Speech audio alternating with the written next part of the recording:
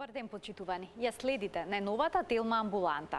Утврдено е дека редовниот сексуален живот, освен што релаксира и моментно усреќува, поволно влие на физичкото и ментално здравје и кај мажите и кај жените. Ако редовниот секс го подобрува здравјето, тогаш кои може да бидат последиците од отсуството или нередовниот интимен живот? За сексуалноста и здравјето денеска разговараме со доктор Фросина Карстановска, интернист хематолог и сертифициран специјалист за сексуална медицина со клиничко искуство. Разговорот следува веднаш по рекламите. Останете на Телма.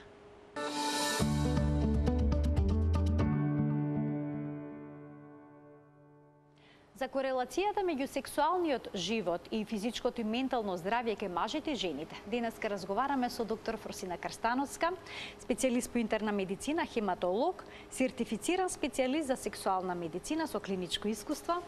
Докторке, добре ни дојдовте повторно во студиото на Телма и добар ден. Добар ден, благодарам на поканата.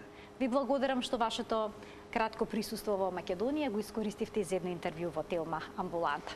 Па на самиот почеток, кај нас се уште се зборува за сексот притаено. Дали е така и во Словенија, каде што подолго време живеете и работите? Можем да ви кажем од лично искуство и од она што го гледам и слушам секој ден, дека за сексот последно време се зборува поотворено. Не е табу тема, посебно кај младите, односно кај сексуално активната популација, која што во случајов знаеме дека во светот на глобализација можеме сами да си побараме информации, можеме да се обрнеме на стручно лице, на избраниот доктор или да побараме помош кај сексолог. Така, како изгледаат консултациите и прегледите кај сексологот? Во основа, преглед кај сексолог е психотерапеутски пристап, кој што вклучува земање на сексуална анамнеза, односно сексуална историја. Практично му се приближуваме на пациентот, односно на клиентот, како што сакам да кажам, да дознаеме какви има потешкоти, односно каков е неговиот сексуален идентитет, каква е неговата сексуална активност и функција, потоа проблеми со општото здравје и со придружени болести и потоа како тој функционира во однос на другите личности и со партнерот во околината во која што живее и каде што влијаат различни културни, верски, социјални норми. Во основа се работи за еден базичен пристап кој во сексуалната медицина се вика биопсихосоцијален пристап, значи му пристапуваме на проблемот целосно на начин да му помогнеме, да зборуваме на неговиот јазик и да гледаме со негови очи, но сепак да бидеме реални дали проблемот може да се реши или не. Не секој проблем може да се реши? Секако, мораме да бидеме реални. Општото здравје, колку долго трае проблемот, придружените фактори како што се различни хронични болести, лекови, трауми од детството, сето тоа влие на нормалниот сексуален живот. Меѓутоа, кој ќе речем нормален, во сексуалноста се е нормално. Се она што нас не задоволува и не усреќува е нормално. Значи, норми во сексуалноста не постојат. А докторке, дали отворената комуникација за сексот може да биде извор на вознемиреност кај некои луѓе кои што доаѓаат да разговарат со сексолог? Во основа, јас се трудам да бидам емпатична, да го прифатам пациентот и да зборувам на начин кој што нему му е близок, односно му одговара.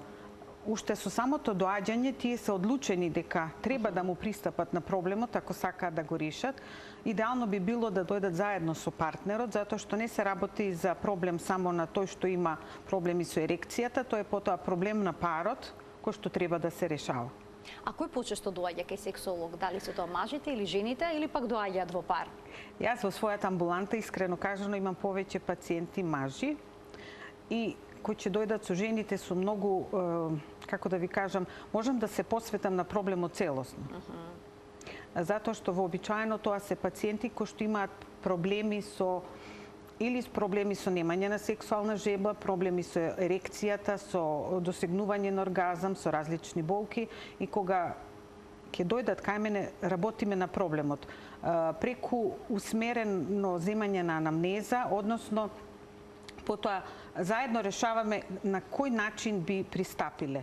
Во смисла, дали е потребно да се направи преглед кај уролог, кога зборуваме за мажи, дали е потребно да се земат некои крвни лабораториски тестови, потоа различни хормони во крвта, тестостерон.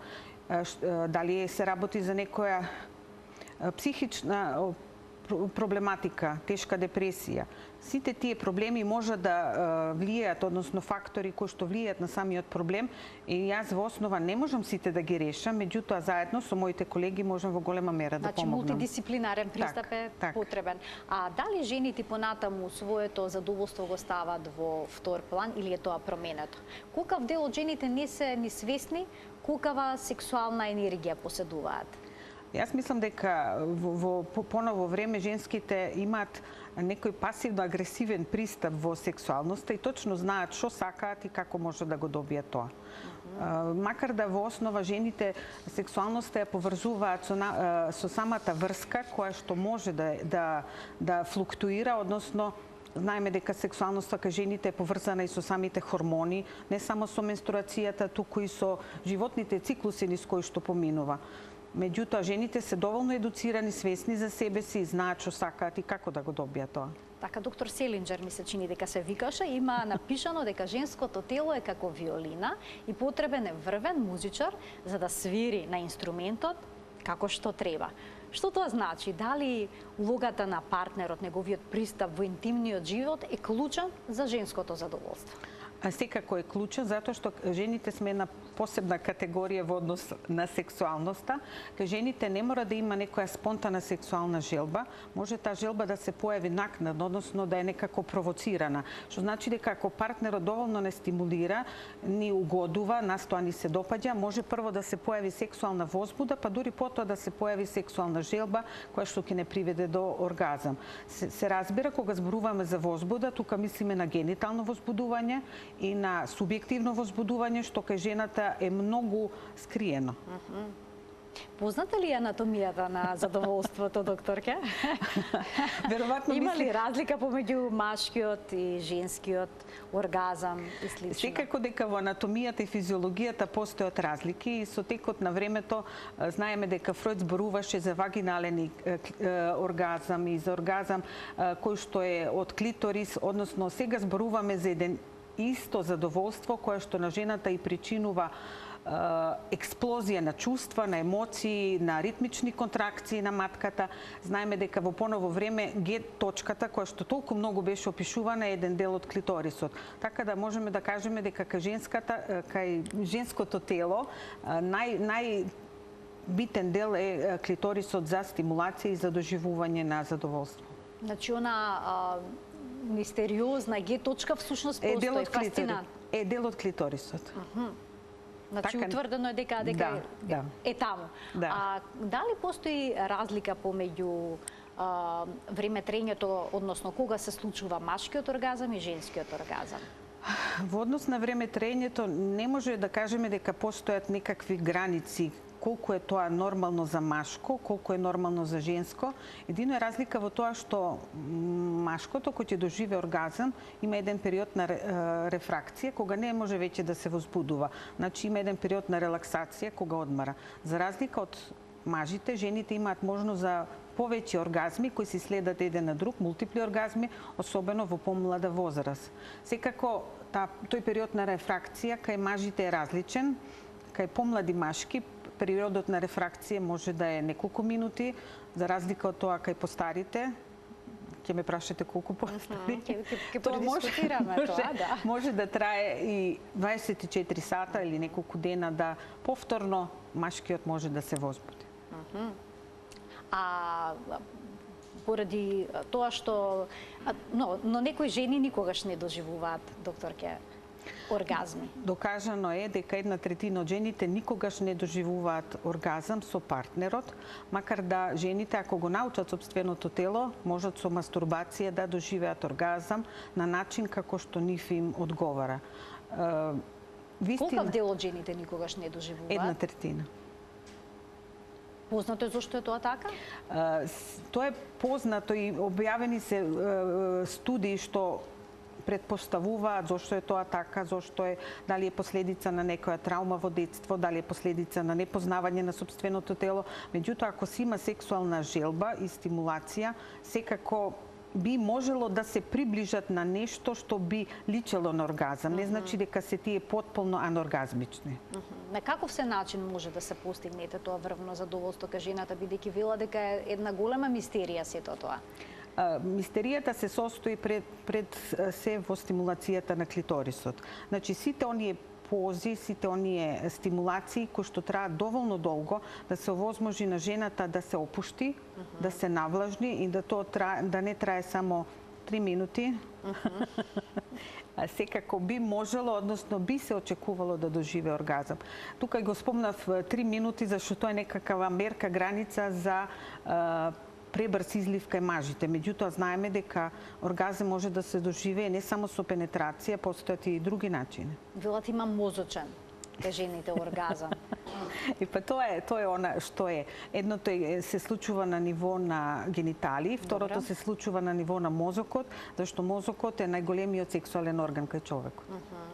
Ако на мажот му е потребно помало време за да постигне задоволство, а на жената подолго, дали оваа разлика во време трењето може да доведе до разминување меѓу партнерите? Секако дека може да доведе до разминување, меѓутоа знаеме дека постојат и други форми, како што е орален секс или некои други начини на стимулација со играчки, односно со вибратори, стимулатори, и може да се најде начин да се балансира. Не е тајна дека некога жените глумат оргазам. Има некои истражувања спроведени во Велика Британија. Податоците велат 63% од жените го прават тоа, што воопшто не е мал процент. Дали тоа значи дека сексуален чин без оргазам би бил неуспех? Така се доживува? Знаете како, оргазмот е многу некое субјективно чувство, односно не се тоа само промени на телото што може да се измерат. Забрзување на пулсот, контракции, промени во сензибилитетот. Толку голем процент ме зачудува. Меѓутоа, сметам дека треба да бидеме искрени код самите себе си и да покажеме дали вистина сме доживеале оргазам или не, за да му покажеме на партнерот, односно да бараме од него како да не задоволи до крај. Значи, треба да се бара. Така. Да се знае што се сака и да се биде отворен во комуникацијата со партнерот, за да се добие тоа што е потребно. Секако претходно да се запознае собственото тело и да се отфрлат сите тие некои норми, скрипти кои што укажуваат дека жената треба да е срамежлива, дека треба само да чека, дека треба да е нежна и дека партнерот е тој што води. Во партнерскиот секс функциите се изменуваат.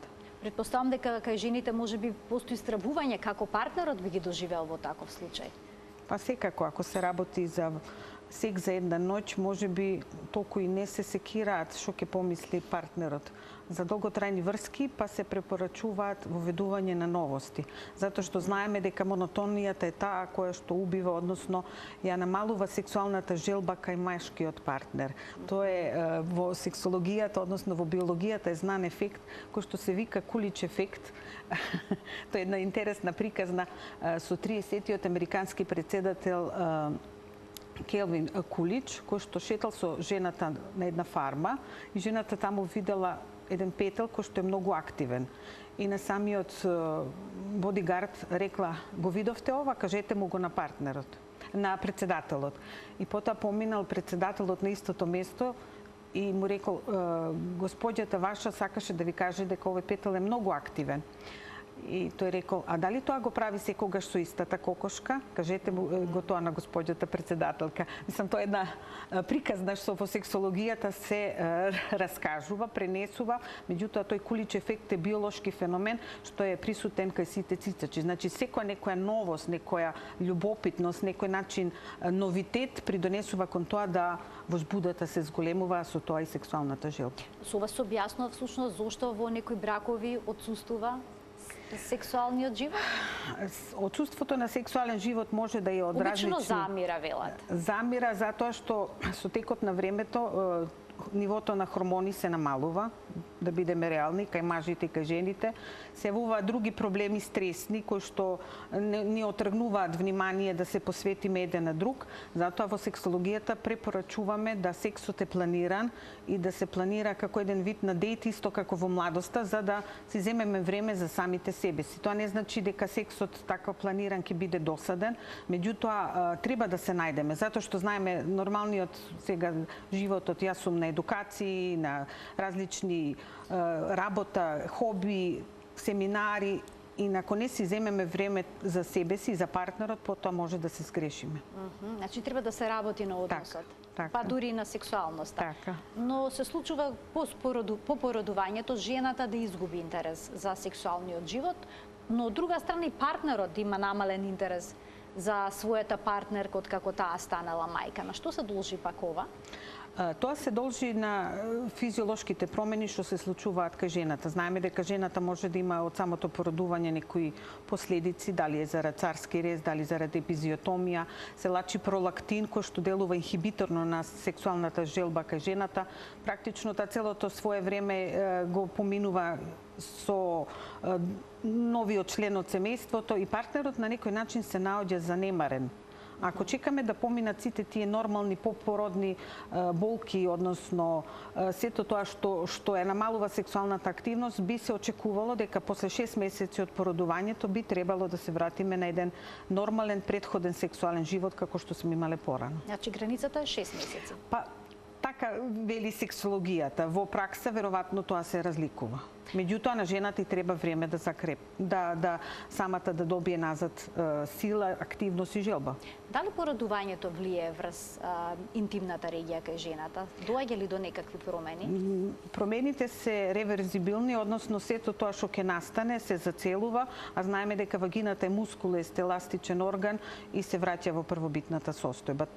Единствено, со текот на старењето, мускулните ѕидови на вагината стануваат лабави, широки и тоа е после 60-та година може да се очекува дека има промени на вагината зарад старење. Самиот пород тоа не го предизвикува. Сега има една нова гранка во гинекологијата, наречена естетска гинекологија, која што се занимава со подмладување на целата таа интимна регија кај жената. Може тоа да доведе до подобрување во сексуалниот живот? Секако мислите на третмани со ласер, со радиофреквенца, тие може да го зголемат тонусот, меѓутоа во сексуалната медицина, барем она што го слушаме на самите конгреси, она што се објава на студии, да би некое ефективно 100% подобрување на сексуалниот живот заради ласер терапија не се очекува.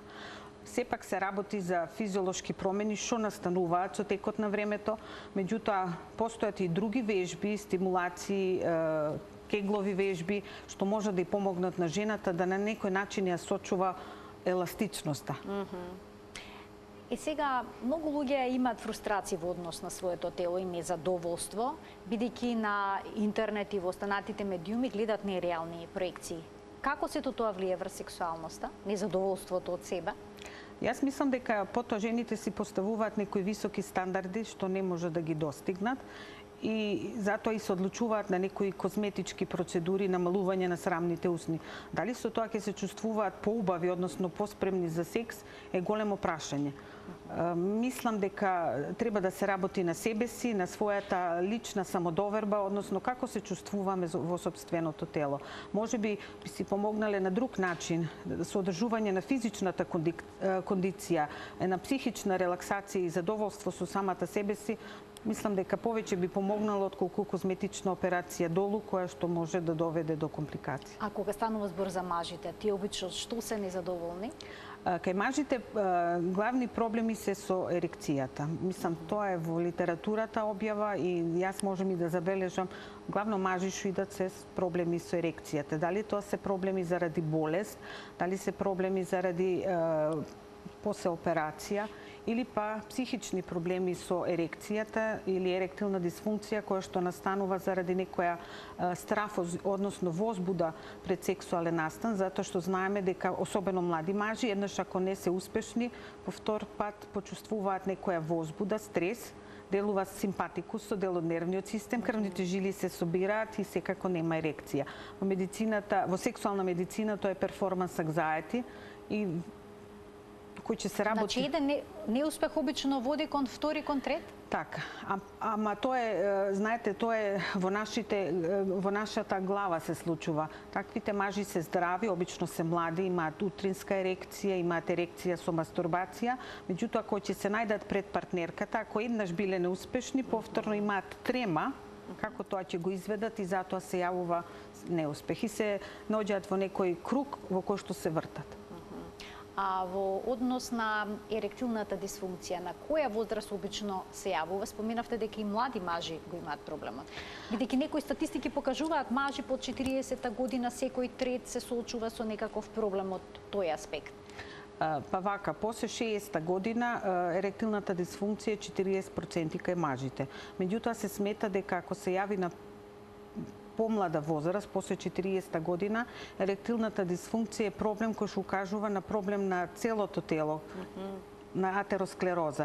Затоа што знаеме дека крвните садови на пенисот долу се неколку милиметри и кога ќе се затворат заради процес на старење, односно на атеросклероза, тогаш тоа прави проблем еректилна дисфункција. Меѓутоа тоа му укажува на човекот дека нешто треба да промени, значи да го смени својот начин на живот, да ги лекува болестите ако се придружени, како што се холестерол покачен, притисок, шеќерна болест. Со лекови може тоа да се подобри. Дури велат во сексуалната медицина дека пенисот е предзнак на срцев инфаркт, односно ни укажува дека нешто се случува во телото кој што може да има поголеми проблеми отколку што се само проблемите со ерекција. Доктор Крстановска, колку нормално треба да трае сексуалниот однос? Што е нормално, оптимално во минути? Сега ми поставивте тешко прашање, затоа што сексуалниот однос може да трае, на некого му е доволно 5 минути, некој би сакал да е 15 минути. И тоа прашање од до не би можела да ви одговорам, затоа што тие, и ако трае премногу долго, знаеме дека е проблем. Преска спомнав 3 минути е многу кратко време, меѓутоа тоа зависи од тоа како партнерот го доживува тоа, односно во која околина се наоѓаат. Затоа што во некои културни средини тоа да трае односот 1 минута е знак на машкост. Не сакам да споменувам статистики и земји, меѓутоа од до е многу субјективна категорија. Но се што е под 3 минути се смета за кратко. Кога сметате дека има причина за клиничка загриженост? Причина за клинична загриженост е ако партнерот доживува ејакулација уште пред да влезе во партнерката. Тоа е веќе најтешка предвремено. Значи не е уште ни почнато, се случува ејакулација. Тоа може да се помогне, затоа што постојат форми вродена, може да е стекната форма, може да се препорачаат вежби, сексологот препорачува вежби, препишува терапија и може на машките да им се помогне. Меѓутоа, кај таа вродената форма, тоа се пренесува во фамилијата, значи може да се случи два браќа да имаат исто, како да речем, ист проблем. А кога е на ниво на серотонин, значи во тој случај би имало некакво решение? Во тој случај со терапија, затоа што може да се помогне. Проблемот е во серотонинот кој што кај тие делува на ниво на рецептори и тоа времето е многу кратко. А доколку трае предолго? А доколку трае предолго и тоа е рецимо повеќе од 20 минути, тоа е веќе друга диагноза, макар да сексолозите не сакаме да зборуваме за диагнози, зборуваме за категории, тогаш се работи за продолжен излив, односно задоцнет излив, како би се рекло на македонски. Тоа е уште поголем проблем во однос на прераната. Да. А има решение, претпоставам, за тоа? Секако има, ама не секогаш. А што е со либидото? Дали е нормално со текот на годините да се намалува либидото? Или пак има мажи и жени кај кои што расте, бидејќи можеби си го познаваат телото? Знаете како, во поново време зборуваме за сексуална желба, либидото како термин го опуштаме. И сексуалната желба секако дека со годините се намалува. Меѓутоа, проблемите се како физички, телесни, така и психички. Многу фактори влијаат на самата сексуална желба. Затоа што знаеме дека сексуалната желба, односно не само виаграта е таа која што помага кај мажите, кај жените долго време се зборуваше и измисли, односно регистрира терапија за сексуална желба да се зголеми кај жени пред менопауза. За тоа многу се очекуваше и се мислеше дека ќе настане бум во медицината, меѓутоа знаете како е, една таблетка не може да ги реши сите проблеми. Многу е битно, како што рековме, самиот репертуар на активности кои што ги сакаме, односно како ќе му пристапиме на проблемот. Значи, тоа е клучно, пристапот кон проблемот. Така. Е најважниот. А што е со онаа стратегија, докторке, да се примени период на абстиненција за да се зголеми сексуалната желба? Тоа не држи. Тоа не држи. Тоа не држи. Тоа е, мислам, период од некој преостанок од минатото, еден мит кој што вели ако со абстинираме подолго време, потоа сексуалната желба се зголемува. Меѓутоа, ако се работи за иста партнерка, мислам дека тоа не би било решението. Не би било решението. На интернет може да се најдат бројни стимуланси кои што би помогнале во подобрувањето на машката моќ, односно надминувањето на машката немоќ. Многу мажи се одлучуваат на таков чекор за да избегнат посета на стручно лица. Сметате ли дека тоа може да биде решение за нив? Јас мислам дека решение е да се пристапи на лекар и да се добие лек на рецепт, затоа што она што се купува на интернет може да има дејство исто како другите ПД5 инхибитори, меѓутоа дали е тоа проверено, во која концентрација, дали има додатоци, како ќе делува, посебно кај срцеви болни, посебно кај тие што имаат нерегулиран притисок, кои што имаат проблеми на срцева болест, исхемична.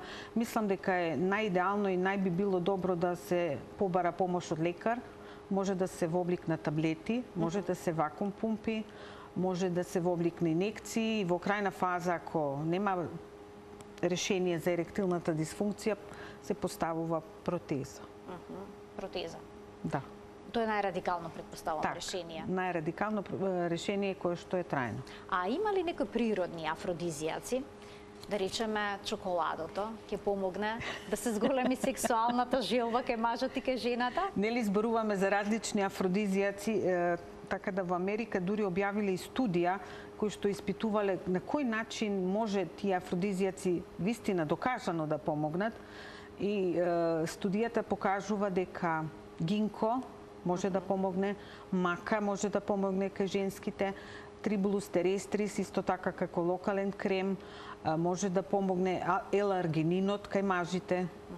Значи, тоа се некои препарати, односно лекови, не се тоа лекови, тоа се дополнителни растителни хемиски субстанции кои што би можеле да помогнат.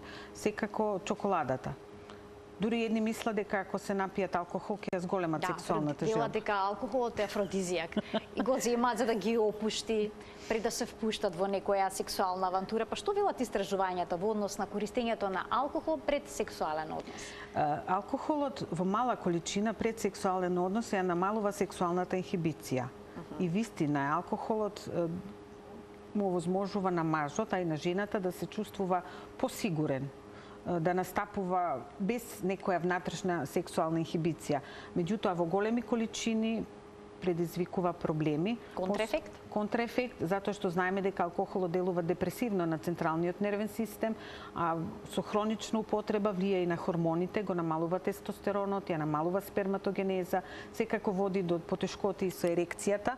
И ако се сетиме на главниот лик од Магмет, кој што вели алкохолот ја зголемува желбата, меѓутоа го намалува перформансот, што значи дури да се јави некоја поголема желба, потоа ќе имаме проблеми со ерекцијата, особено ако се работи за големи количини. Тоа значи дека неколку чашки алкохол не секогаш може да биде добар стимуланс? Никако. За хронична употреба влие штетно и кај жените, на ист начин влие на самата возбуда, на оргазам и може да доведе до болки. Никако. За жал и дрогите се присутни во различни аспекти на сексуалниот живот. Дали тие стимулираат или пак може да доведат до комплетно отсуство на желба? Знаете како, кога зборуваме за дрогите, мора да биде некоја поврзаност на земањето на дрога и ефектот на таа дрога. И ефектите може да бидат акутни и хронични. Во голема мера не може да зборуваме општено за сите дроги, меѓутоа, пример, за марихуаната долго време се сметаше дека делува како афродизијак, посебно кај жените.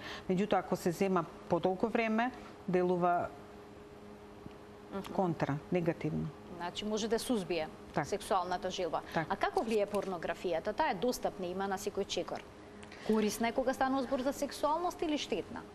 Порнографијата, ако се користи со намера да дознаеме нешто ново, да не се користи нон-стоп, да се користи дозирано, јас така би рекла во медицински жаргон, и да се користи само на начин да влие на рутината кај постојани партнери за поголема возбуда, тогаш порнографијата може да има некој стимулативен ефект.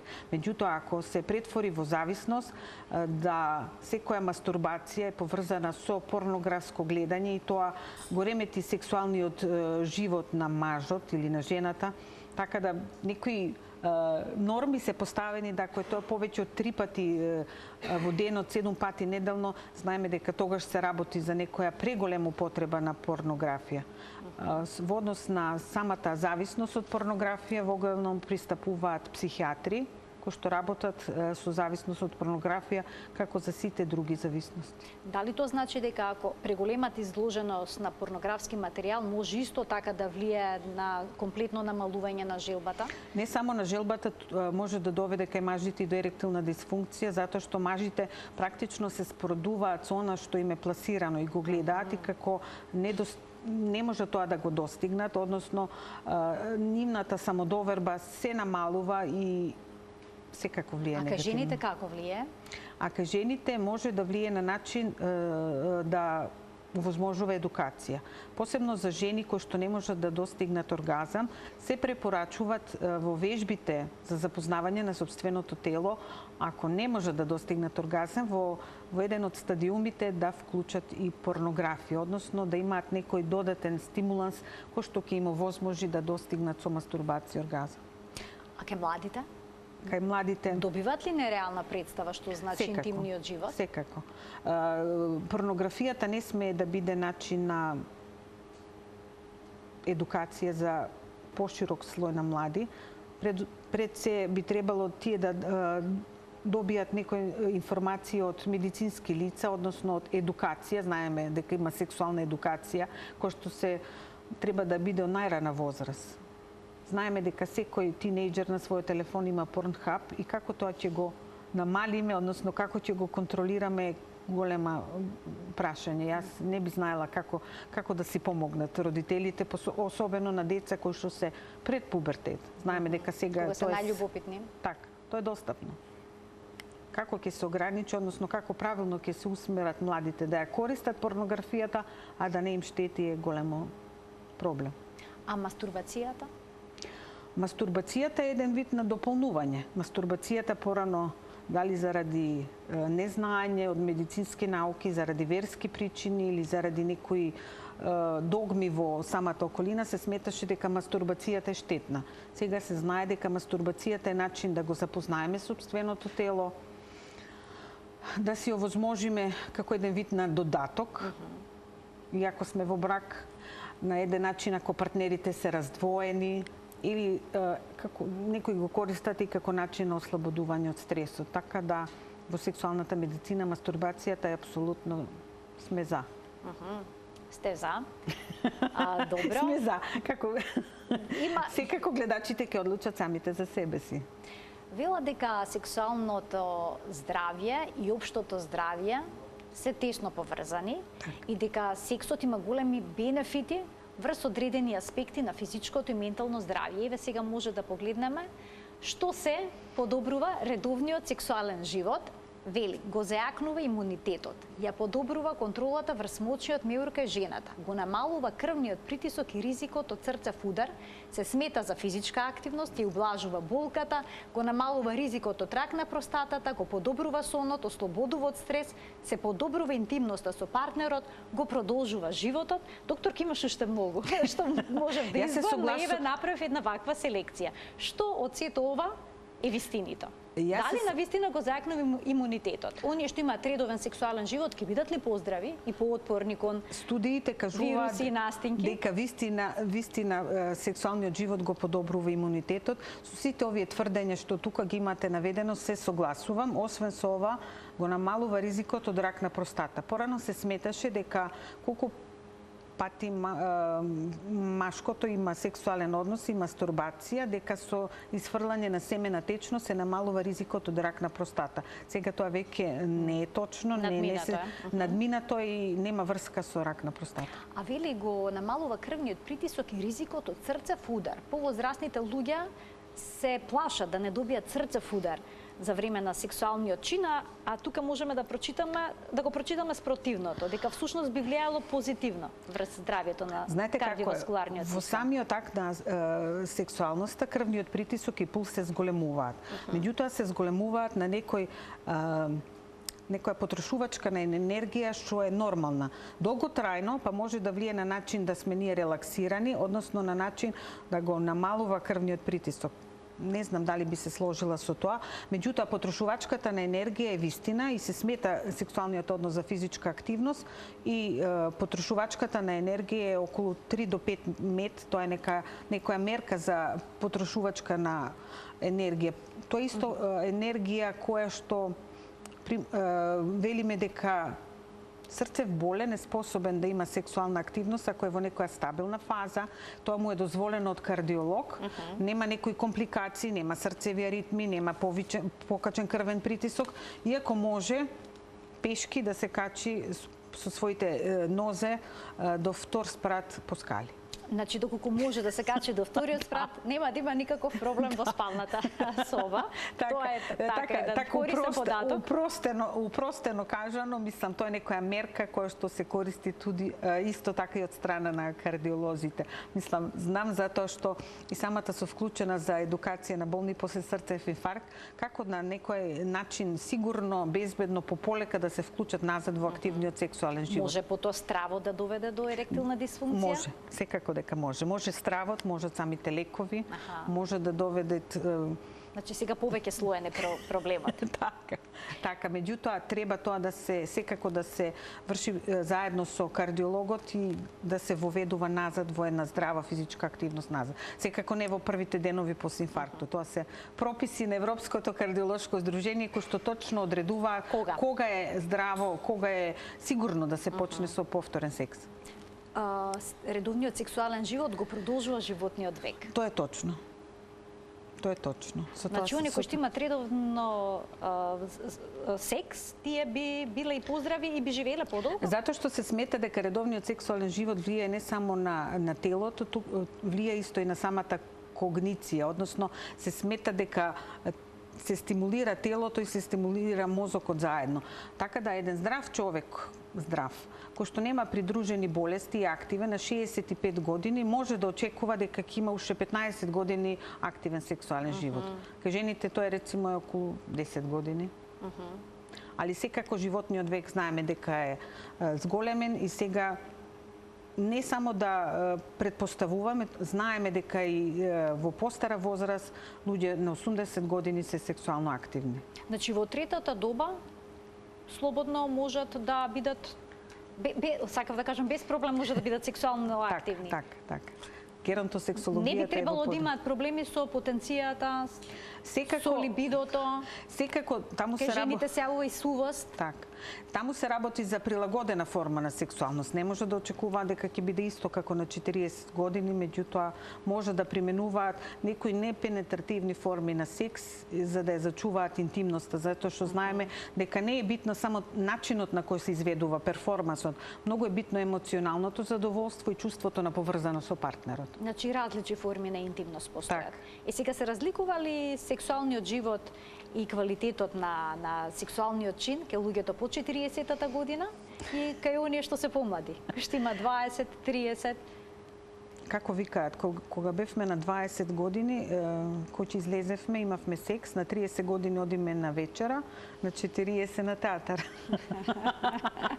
Не можеме да речеме дека 40 години се некоја граница, мерка за здрав сексуален живот, зависно од тоа како е нашето општо здравје, се разбира ако сме физички активни, очувани, физично и психички, не треба да биде 40 граница, односно мерка на некоја здрава сексуалност и намалена сексуалност. Мислам дека тоа е во подоцнешните години. Сега гледаме тука дека зборуваме за здравствени придобивки од редовниот сексуален живот. Редовен сексуален живот. Што значи да си има редовен сексуален живот? Колку често во текот на неделата би требало да постојат интимни односи? Пак се враќаме на почетокот на мисијата, рековме норми не постојат и бројки не постојат што им одговараат на сите. Можеби на некои им е доволно еднаш дневно, некои имаат еднаш неделно, некои имаат сексуални односи само за роден ден. Меѓутоа, ако тоа не или за нова година. Меѓутоа, ако тоа не ни смета, односно не задоволува и не влие на нашето секако чувство на задоволство, не можеме да се осудуваме себе си и партнерот дека, а можеме секако да се прилагодуваме. Но колку е пожелно? Има ли нешто што е пожелно? Пожелно е кај жените, пожелно и кај мажите. Сега очекувате од мене да речам бројка. Да. Меѓутоа, како би рекла, пожелно е она што нас не задоволува. Пожелно е не можам да зависно од контекстот, односно од староста на партнерите, секако дека младите ќе имаат 2 пати во денот, 3 пати, возрастните после 60 година не може да очекуваат дека ќе бидат исто активни и весели како што биле во младите години. Уште еднаш норми не постојат, сето она што не задоволува и ни причинува задоволство е нормално. Но што се случува со здравјето на мажот или жената доколку немаат сексуални односи од разни причини? Доколку отсуствуваат? Доколку отсуствуваат? Па можат сосема нормално да живеат и без сексуален однос, меѓутоа можеби ќе најдат сублимација во некои други активности. Можеби нема да имаат партнерски секс, можеби ќе имаат мастурбација. Можеби тоа наизглед личи така дека немаат сексуален живот, па имаат некоја отворена врска од надвор. Не знам как. Многу е зависно од тоа за кој проблем се работи, односно, рецимо, ако мажот има проблеми со ерекцијата, жената е во длабока менопауза, тие се ќе направат за да не се најдат. Двајцата имаат проблем. И можеби тоа нив им одговара. Но доколку едниот има потреба, а другиот нема, тука веќе постои проблем и затоа постојат сексолозите. Така. Може да се помогне, се работи за некој начин на менување, односно на некој вид на толеранца и во однос на модификација. Сега, ако на првиот пристап со партнерите кои што имаат проблем со различна фреквенца, односно различна желба на сексуални односи, многу е битно како тие ќе го сватат тоа. Затоа што рецимо на Запад, ако се предложи отворена врска, може би било нормално. Може би некои што се по-конзервативно воспитани или не сакаат тоа, отворена врска би било нешто што би било за нив премногу.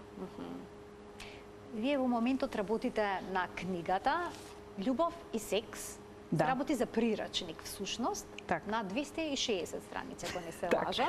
така, штета што не зедов со себе да покажам. Книгата се издава сега напролет од страна на Младинска книга во Љубљана.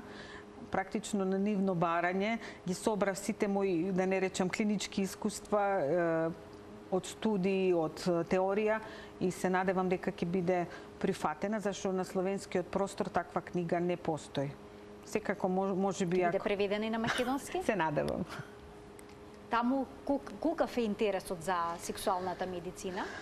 Интересот за сексуална медицина е доста голем и различни профили на доктори се занимаваат со тоа. Тоа не се само уролози, гинеколози, општи доктори, интернисти, психијатри.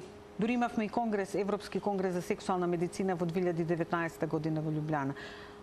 Друштво постои 2 пати во годината, се едуцираме, затоа што знаете, сексуалната медицина не е само еден ден и едно знаење. Тоа нон-стоп се надоградува, се некои нови знаење што треба да се апдейтираме, односно да се поврзаме за да му помогнеме на болниот. Тука неколку пати во годината имате амбуланта и консултација со клиенти, како што спомена. А во Словенија еднаш во неделата во четврток. Така. Докторке, ви благодарам многу за вашето денешно гостување во Телма амбуланта. Благодарам и на вас. Се надевам дека во овие предпразнични денови вашите гледачи ќе се спомнат и за сексуалноста. Така, да им посакаме среќна нова година. Така е. Да им посакаме среќна нова година, да се грижат за своето здравје и да сватат дека и сексуалното здравје е дел од целокупното здравје на човек. Така, благодарам. Почитувани, ова беше се во денешната Телма амбуланта. Ви посакувам се најубаво во новата година.